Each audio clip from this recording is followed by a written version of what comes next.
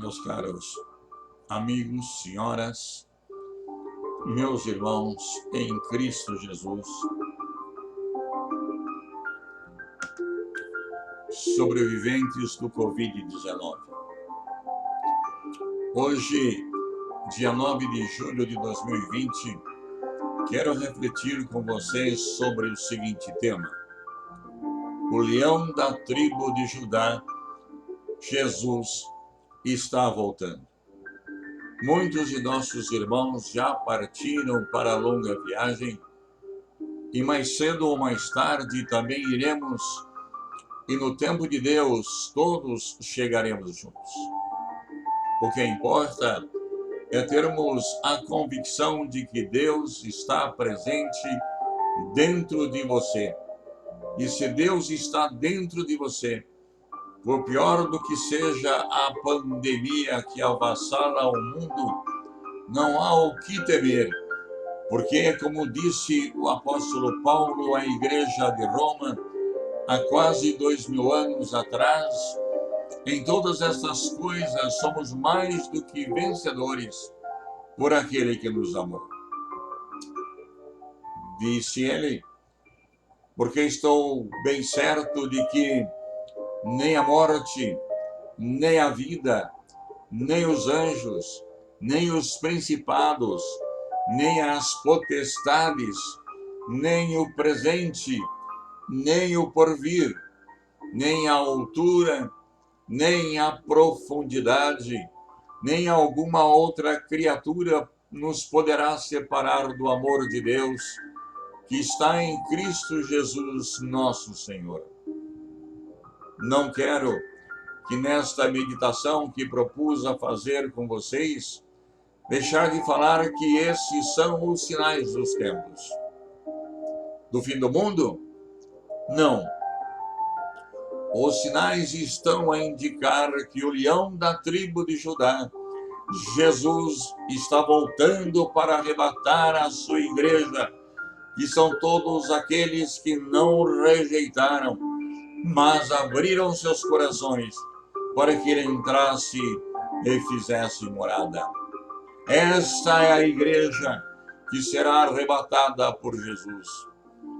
Não quero que digam que estou sendo o profeta do caos, como são chamados todos aqueles que se propõem a falar sobre esse acontecimento tão extraordinário. Jesus, estando assentado no Monte das Oliveiras, chegaram-se a ele os seus discípulos em particular, dizendo: dize-nos, quando serão estas coisas e que sinal haverá da tua vinda e do fim do mundo?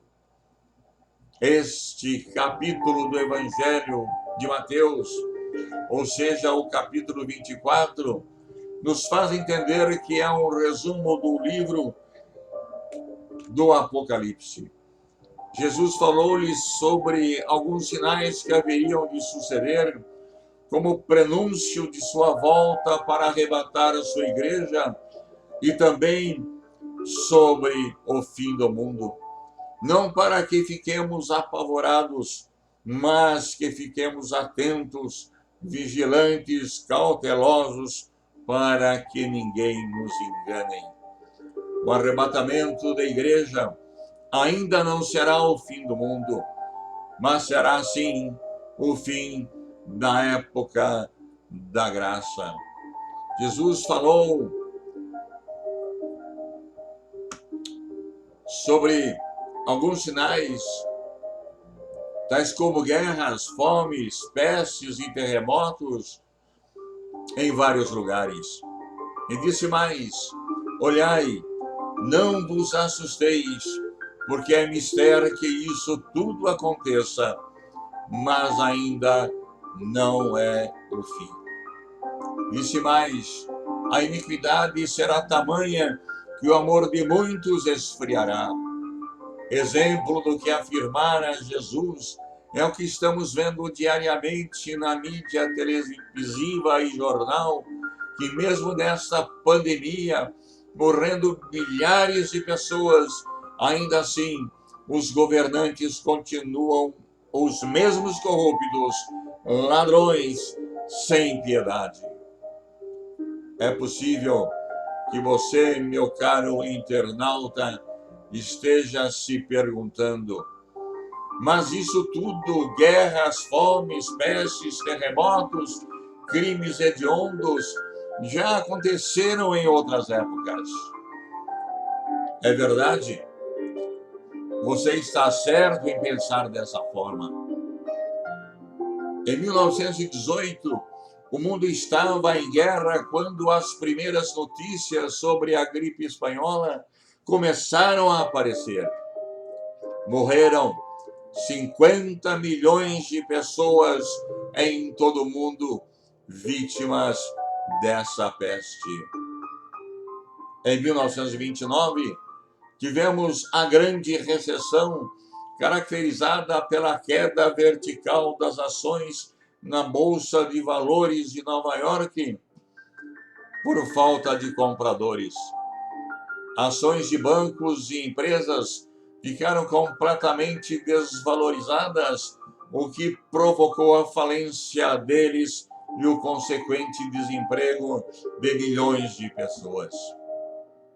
Esse caos econômico causou, naquela época, o suicídio de dezenas e centenas de pessoas que eram da classe alta e que não suportaram a grave crise. Guardada a devida proporção, essa crise tende a acontecer após a pandemia que está assolando o mundo, embora nossos governantes digam o contrário. Porém, havemos de convir que desde que o homem foi criado ao longo da história, estas pestes e tudo o que é de mal o acompanharam nesses 5.781 anos, segundo o calendário judaico.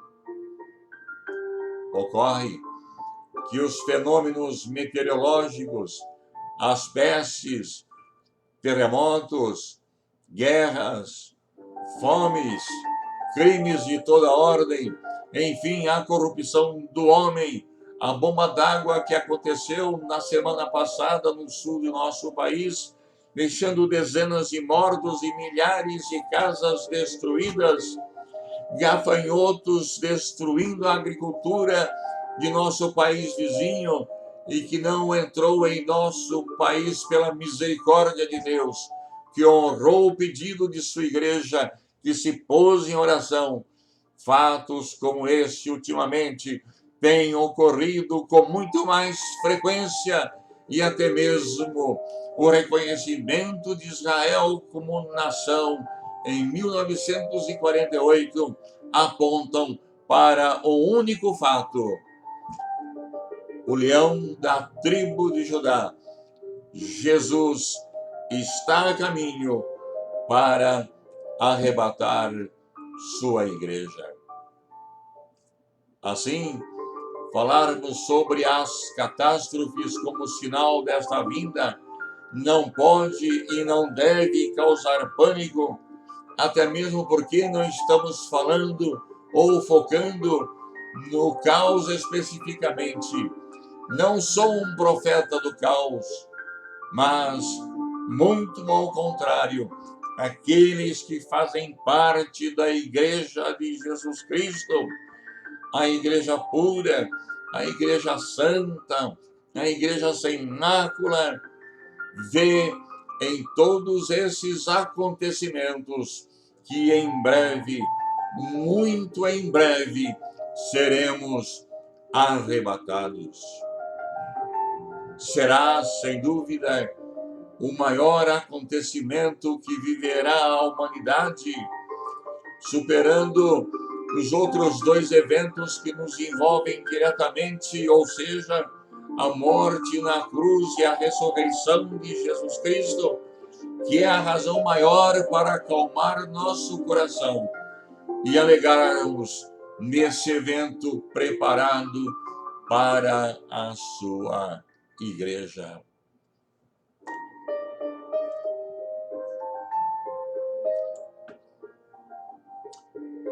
ao presenciarmos o que hoje está acontecendo no mundo e no Brasil, nosso coração enche de alegria e uma grande expectativa toma conta de nós, pois em breve, mais breve do que possamos pensar ou imaginar, ouviremos a trombeta tocar e, como Igreja de Jesus Cristo, iremos ser recebidos por Ele nos ares.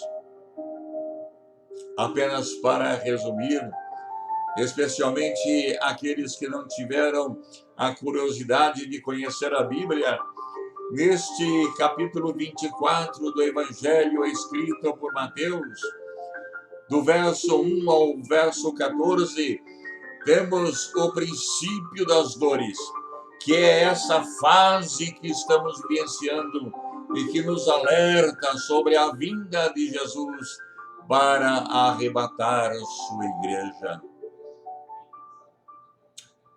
Dos versos 15 a 28, o evangelista nos faz entender o que é a grande tribulação e que tudo nos leva a crer que a igreja será arrebatada antes que comece esse período.